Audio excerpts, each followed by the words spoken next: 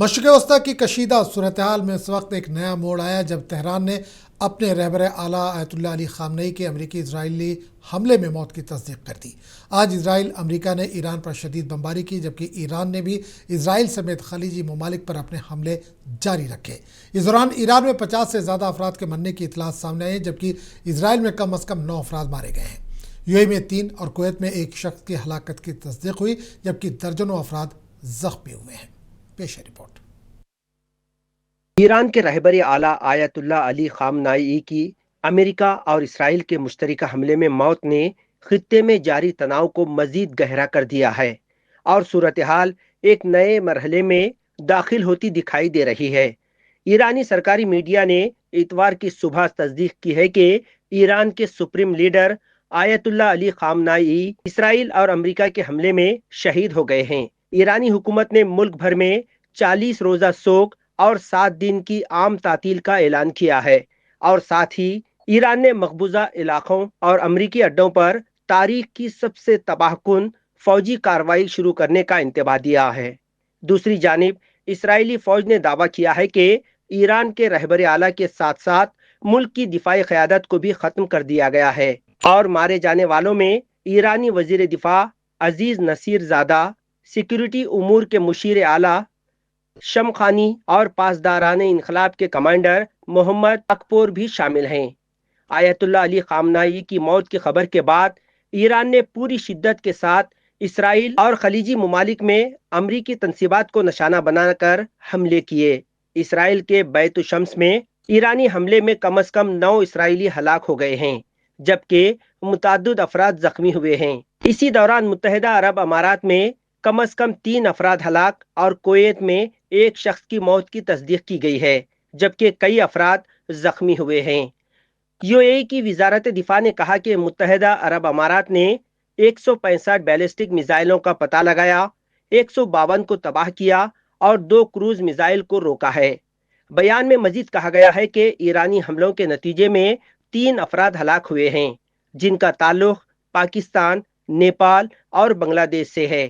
جنوبی ایران کے شہر میناب میں لڑکیوں کا ایک پرائمری اسکول ہفتے کو حملے کی زد میں آ گیا تھا، جس میں ہلاکتوں کی تعداد 148 تک پہنچ گئی ہے، جبکہ 95 دیگر طلباء زخمی بتائے جا رہے ہیں۔ خامنئی کی ہلاکت کے بعد حزب اللہ نے کارروائی کا عندیہ دیا ہے۔ حزب اللہ کے سیکریٹری جنرل نعیم قاسم نے کہا ہے کہ ان کی جماعت جارحیت کا مقابلہ کرے گی۔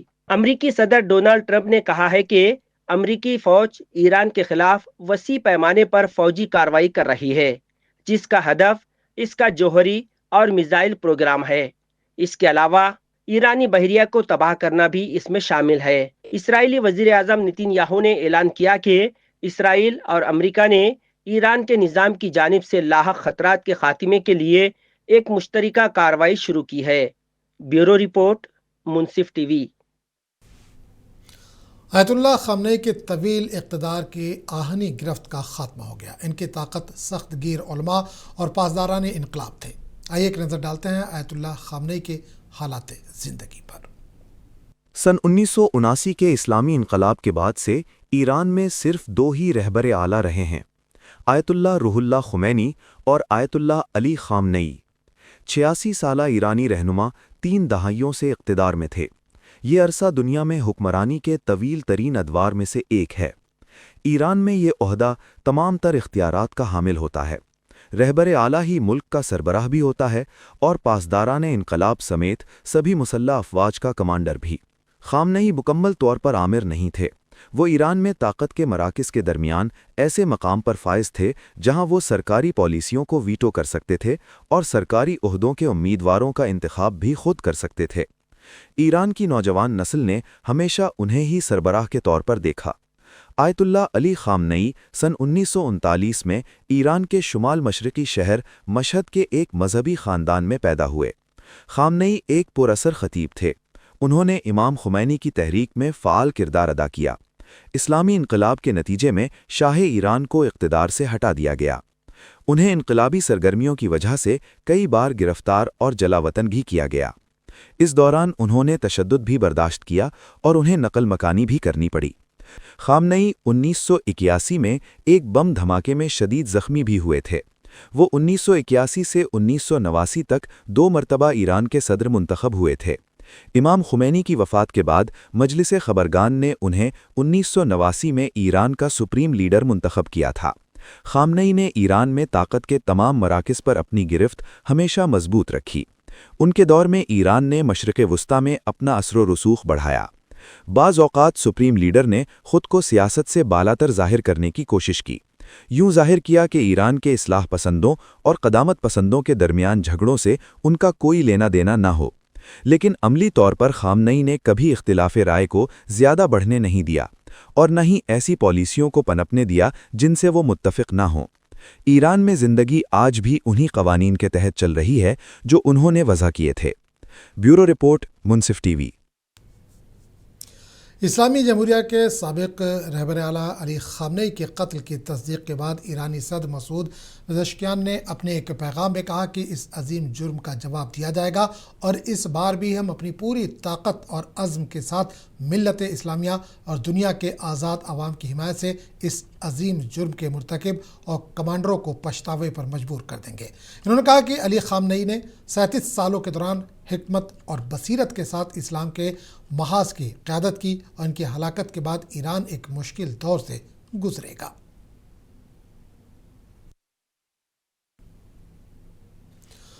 ایران کے جلاوطن شہزادہ رضا پہلوی نے سپریم لیڈر آیت اللہ علی خامنئی کی موت کے بعد ایک ویڈیو پیغام جاری کیا جس میں اسلامی جمہوریہ کو مکمل طور پر ختم کرنے کا مطالبہ کیا گیا اور ایرانیوں پر زور دیا گیا کہ وہ اٹھ کھڑے ہوں۔ پہلوی نے ہم وطنوں سے خطاب کرتے ہوئے خامنئی پر ایرانی شہریوں کے خلاف بڑے پیمانے پر تشدد کا حکم دینے کا الزام لگایا۔ انہوں نے دعویٰ کیا کہ خامنئی اور کئی سینئر وفاداروں کی موت کے ساتھ اسلامی جمہوریہ اپنی آخری سانسیں لے رہا ہے۔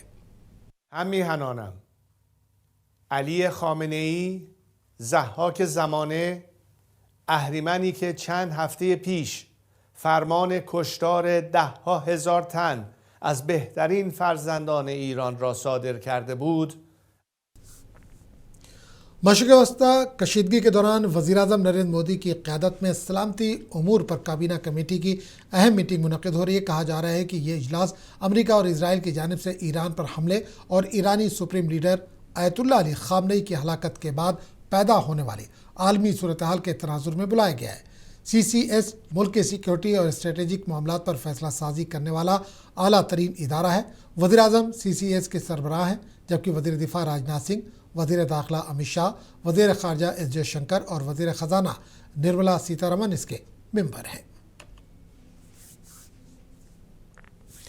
امریکی و اسرائیلی حملوں میں ایران کے رہبر اعلیٰ آیت اللہ خامنئی کی ہلاکت کی تصدیق کے بعد دنیا کے مختلف ممالک میں واقع امریکی سفارت خانوں اور قونصلیٹ کے باہر احتجاج کیا گیا۔ عراق کے شہر بغداد میں مظاہرین نے گرین زون پر حملہ کرنے کی کوشش کی جہاں امریکی سفارت خانہ واقع ہے۔